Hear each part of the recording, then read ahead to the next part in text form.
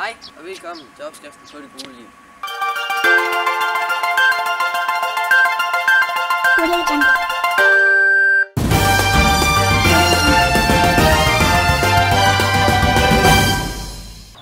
I dag skal vi ind omkring emnet alkohol og stoffer.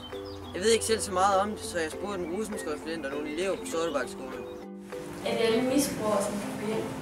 Ja, alle misbrugere, som ønsker at modtage hjælp, enten når man er under 18 eller over 18, kan få hjælp.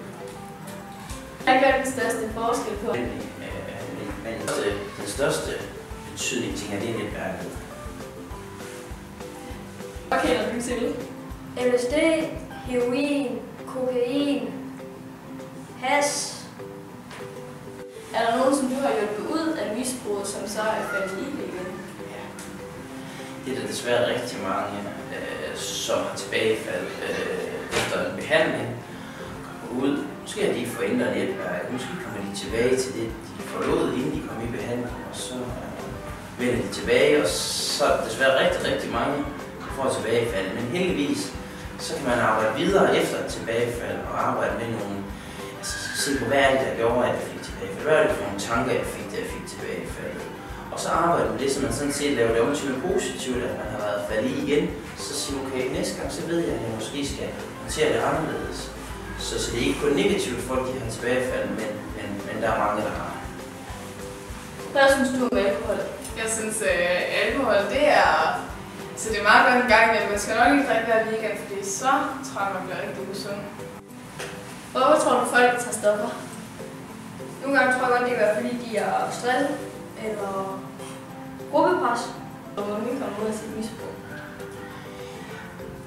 Flere ting. Jeg tænker, at den allerstørste forskel, det er, hvis der er opbakning fra netværket, altså familie og venner.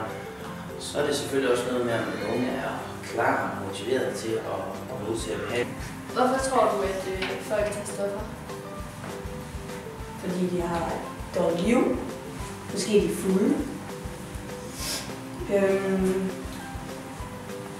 Ja, og så bliver de afhængige af det, og så bliver de bare finde ud af det. Jeg tror, at folk tager stoffer, fordi de har det svært. Der er også nogle, der stopper bare, fordi de har noget med ørerne. Men jeg tror, ret mange, der tager stoffer, det er fordi, at de har det svært, og så ser de det som en mulighed, ligesom at blive alkoholik og så videre. Men det er jo en mulighed, men jeg tror bare, at nogle gange, så tror folk, at tænker, at det er den måde at komme væk fra det på. Hvorfor har du valgt at arbejde som rusmiddelkonsulent? Det er fordi, jeg synes, det er et rigtig interessant område. Og nu her som rusmiddelkonsulent, så er det med unge under 18, og det jeg har altid arbejdet med ældre over 18, men jeg har altid haft et ønske om, at jeg skulle arbejde med nogle flere ting, og der er nogle større udviklingspotentiale i, og der er stadigvæk masser af muligheder for at ændre livet i forhold til misbrug. Er det forskelligt, hvor langt ude de sådan er kommet med det her misbrug? Altså hvor langt de er? Ja, det er der stor forskel på, og det er jo det her nye tiltag skal være. Det er også noget i forhold til, at vi skal lave en forebyggende indsats. Så vi arbejder meget med at se, jo tidligere man kan tage stofmisbruget, sætte en indsats ind, hjælpe dem, der er på vej med misbrug, jo nemmere bliver det, og jo mindre indsats skal der til. Og dem, der så kommer meget langt ud i misbrug, jamen, det kræver en større indsats, og det er noget sværere at komme ud af. Men der er stor forskel på, hvor langt folk kommer ud i deres misbrug. Synes du, det er nødvendigt at drikke alkohol? Nej, der var soda. Baxi Kondi. Hvis at alkohol, jamen det ved jeg ikke, det vil op. Sådan noget, så får man det sjovt, men jeg skal nok heller ikke lige sådan overdrive. Tror du, at motion kan hjælpe unge ud af deres alkohol? Det kommer meget med deres personlighed. Hvis det er sådan, at man stadig ikke gider noget, så tror jeg. Men hvis det er sådan hvis det er en, der godt kan blive afhængig af motion, ligesom de kan blive afhængig af alkohol, så kan de jo nok godt.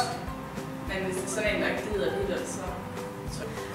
Hvad gør den største forskel på, hvor unge kommer ud af sit misbrug? Flere ting. Jeg tænker, at den allerstørste forskel, det er, hvis der er opbakning fra netværket, altså familie og venner. Så er det selvfølgelig også noget med, at den unge er klar og motiveret til at modtage behandling. Men den største betydning, tænker jeg, det er netværket. Tak fordi I så med. Jeg håber, I er blevet klogere.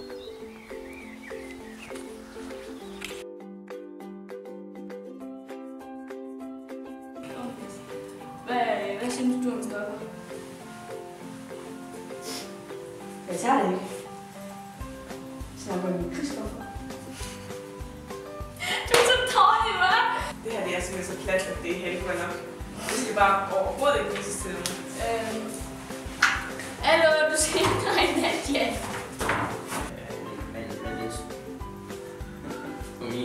Men det kan du godt klippe ud, og jeg fortsætter bare. Hej og velkommen til opskriften. Du skal gerne mod kameraet. Ja, Der gør den første sted. Det var ikke så godt. Det kunne have været godt, men det er fint. Det var dejligt, Roller. Ingen måde. Ja.